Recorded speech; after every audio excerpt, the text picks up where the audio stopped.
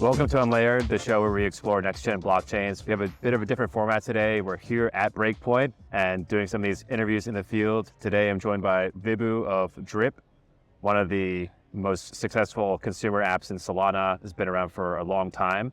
And we're going to cover a bunch of topics. This is an interview I've been wanting to do for a long time, just given DRiP's historical significance to Solana, especially back when NFTs were really popular. I would say they're perhaps not as popular these days, but still a very cool product. And I think they're cooking up some amazing new things. So, Vibhu, thanks for joining us.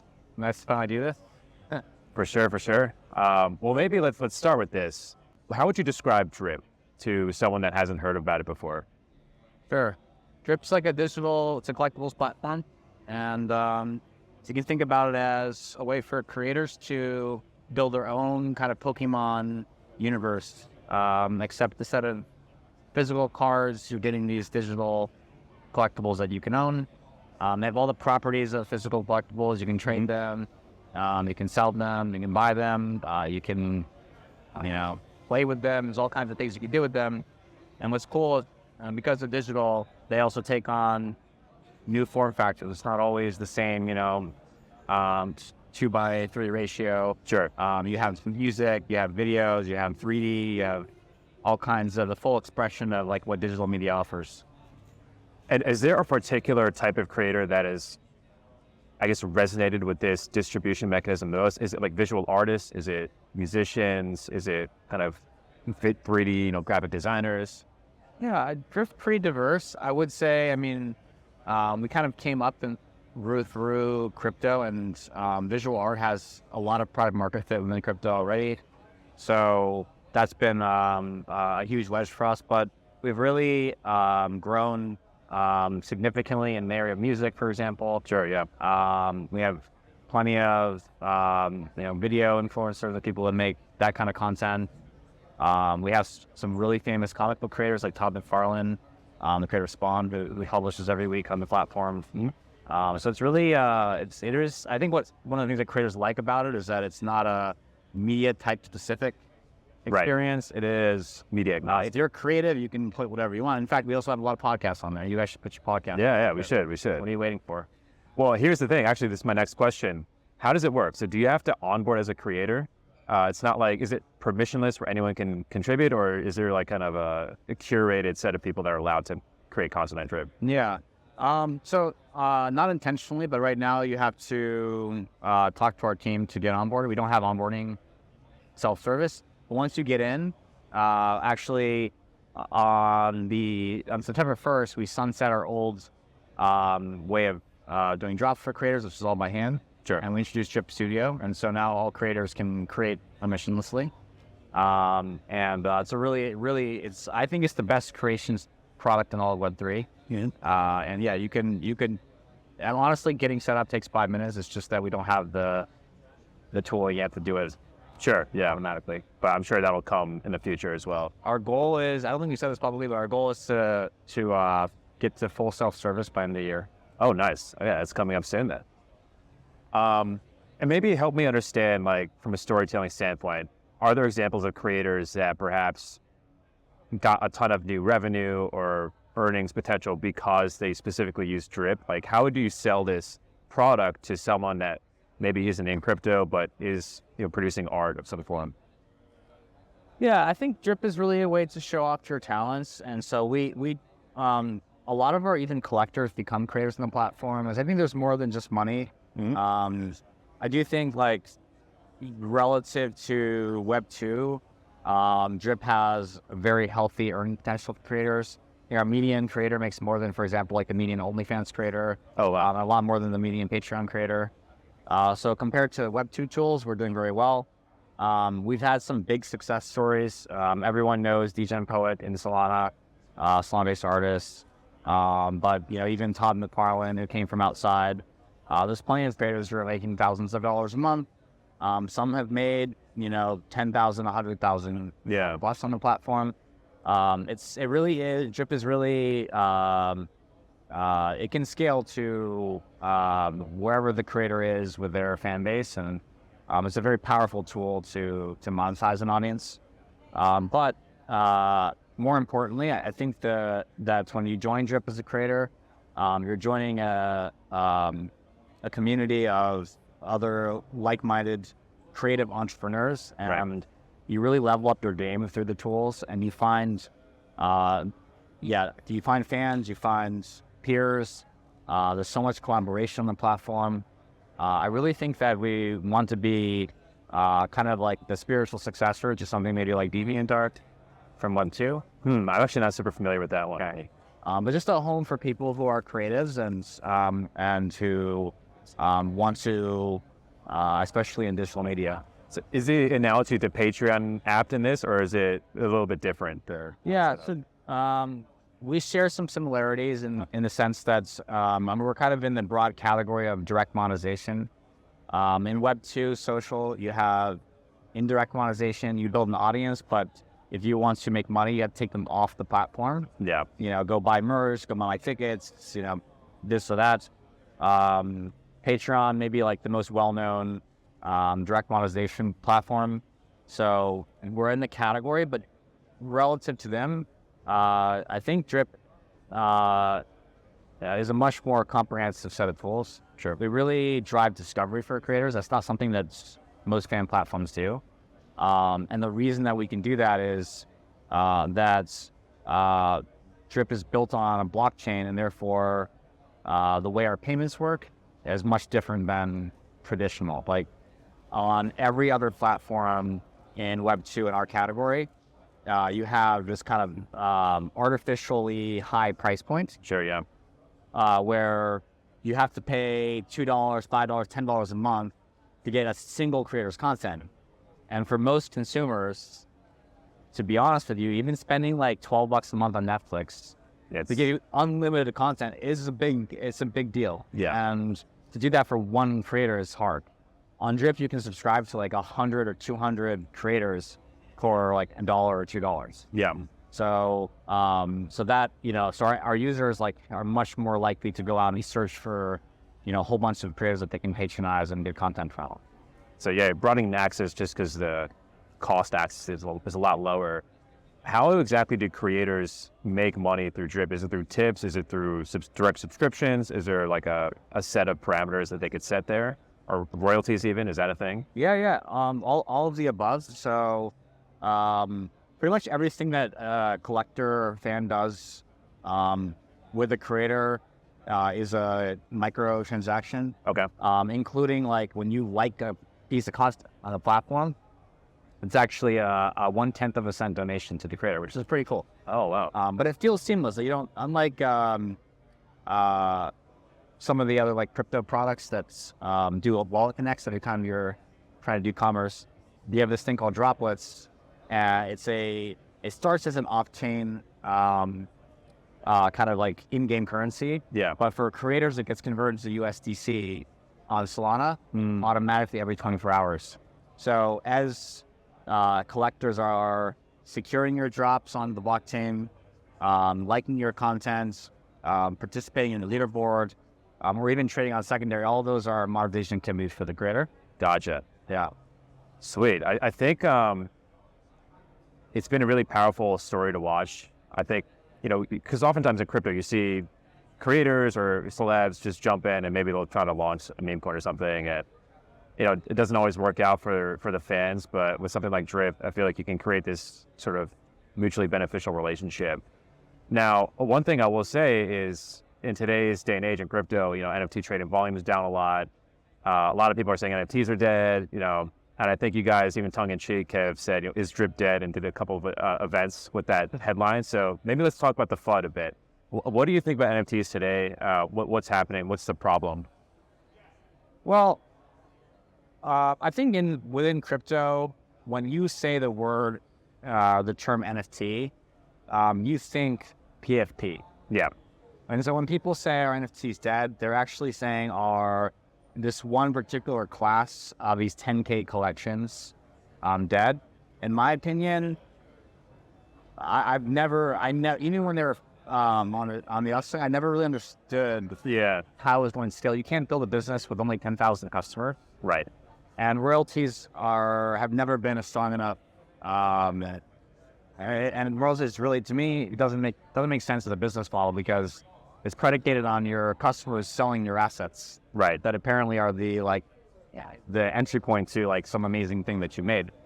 So I'm pretty bearish on that idea. I mean, obviously there's been like some surprising lasting power, things like, Fuzzy Penguins and Ad Labs. But the thing is that, in my opinion, the very top of the NFT world, they're all venture-backed companies. So they have like real financial, like economic power to sustain the price of their collections.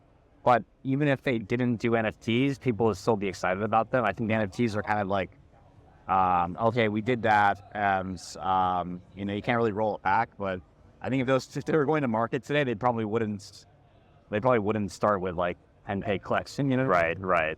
And Luca made a good point yesterday on stage about,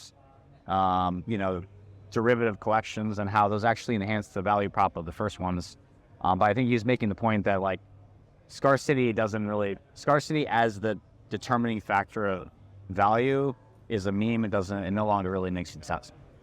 But non-fungible tokens it's just a type of tokens. Yes. It's an indivisible token.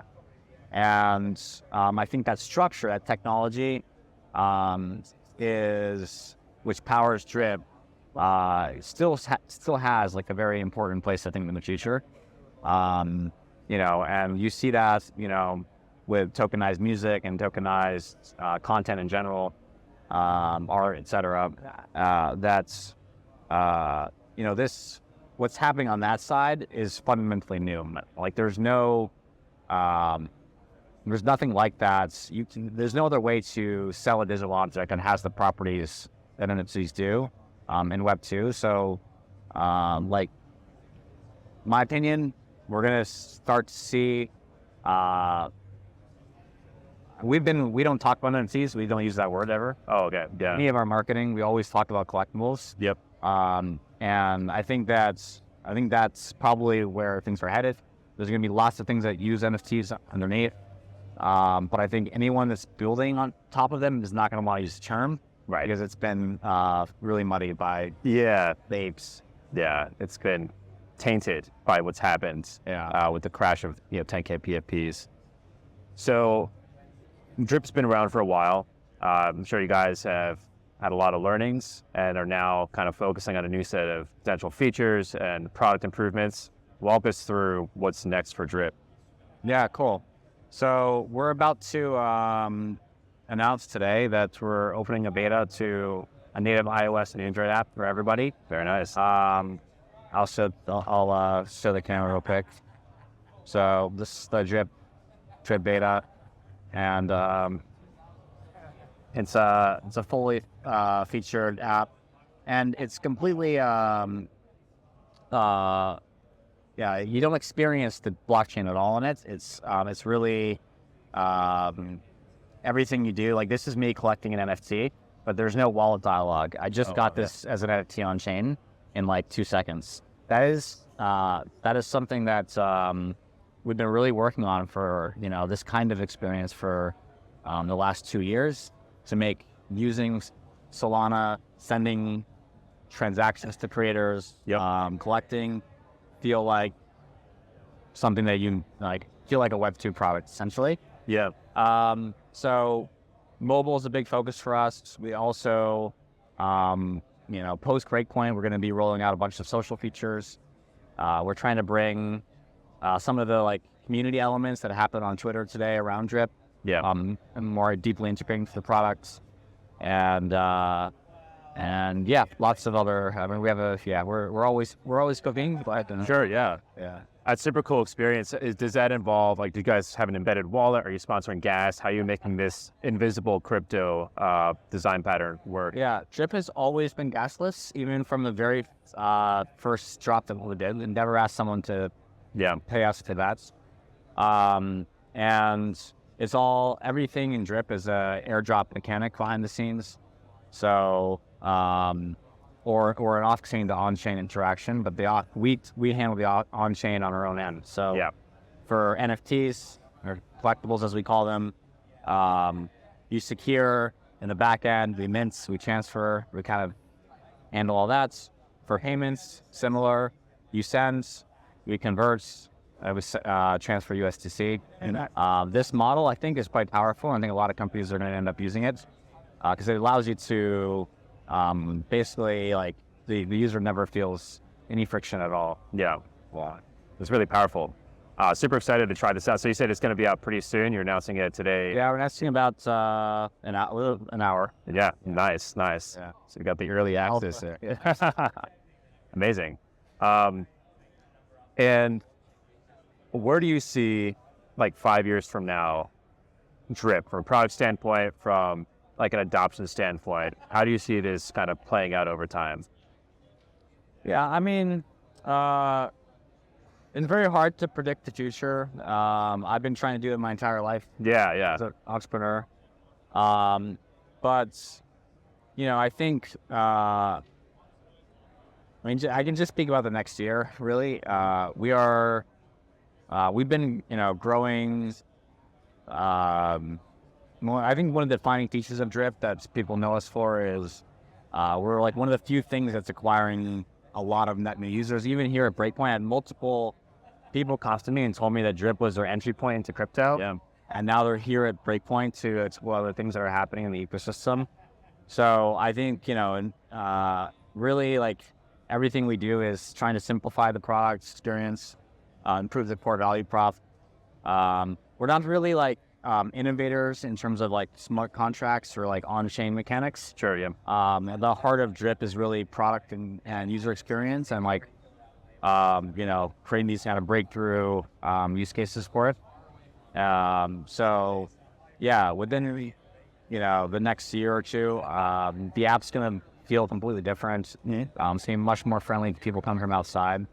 And we continue to have extremely strong traction, especially with creators from all over the world, not just crypto, but we have many creators owning the Web 2. Yep.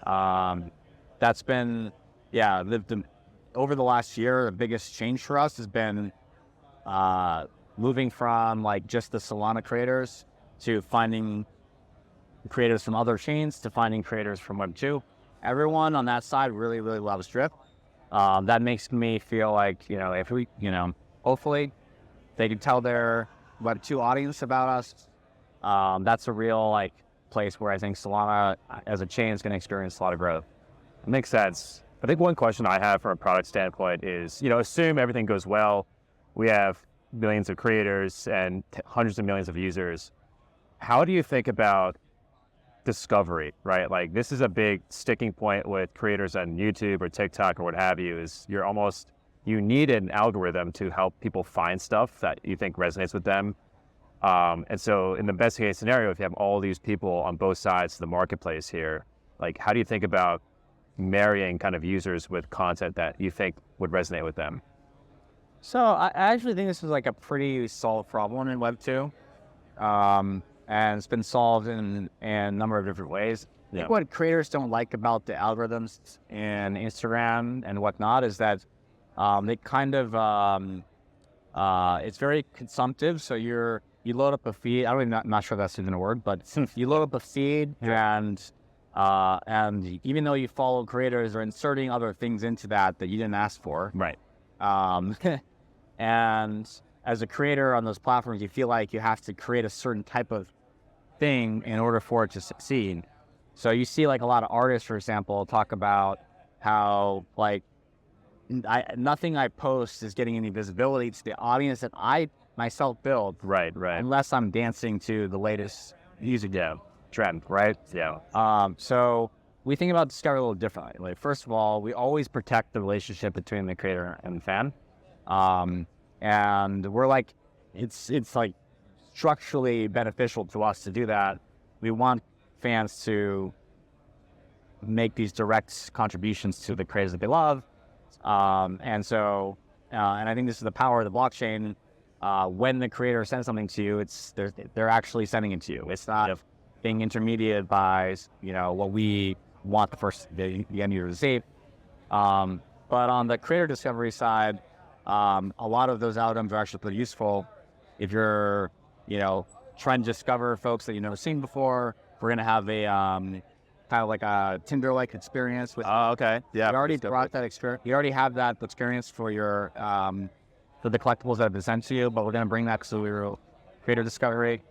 We're going to have FYP mechanic, a for you page mechanic on our auctions, and a few other our search page and a few other discovery flows. So we do think we can learn from what you like and then show you new things, but we don't have a plan to intercede in the relationship that the creators already built. Yeah, they always have access to their audience. And that's a really important distinction. It really is based on business models. Right. It really comes down to that. Like the reason that's how Instagram works is because they're trying to shove ads into the same kind of mechanic. Right. DRiP isn't really ad supported. It's just not, and I think that leads us to build a product of them.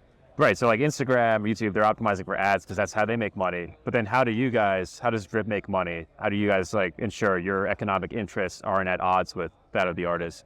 Yeah. We're completely aligned economically. So when users want to donate, they buy droplets. DRiP takes a margin of those droplets on every sale. And we contribute the rest of the margin back to creators. That's how they get paid. We also run sponsorships. So we work with every week this year we've had a sponsor on DRiP. Yep. And that's from companies like Star Atlas to Lulo, to Wanderers and many crypto games. And we take a percentage of that revenue, and then we also take the percentage of it and give it back to creators as well. Okay. DRiP also has a 1.5% royalty on all collectibles that have ever been distributed to the platform. Okay. And that's we've sent out almost 180 million NFTs on Solana. It's a good number. Yeah, I think we are something like 40% of all the NFTs ever created on the board team. DRiP. It's a great metric. Yeah. Nice. Also, I think we covered a lot of awesome topics. Is there any closing thoughts here? Anything else you can tease or for us users to look forward to besides the mobile app? Yeah, I would say you have a Solana native audience, right? If you tried DRiP in the past, I want you to know that like we update the product every single week. Like we are to the point where people will complain, why are we changing stuff? Yeah. But we're literally always tinkering with the experience and improving it and making it better. So if you sign up for DRiP a long time ago and you haven't revisited and you kind of understand the premise, I really think you'll enjoy the product. I don't think it's anything like it was 2 years ago or even a year ago. Yeah. And even if you're interested in just like the future of crypto products, I think the experience we built is just next level. There's a lot to learn from as well. So, yeah, please give it a try. I'd love to know what you think. Amazing. Well, Vibhu, thank you for taking time out of your busy day here at Breakpoint to chat about DRiP. Looking forward to trying the new app and the new products. Thanks,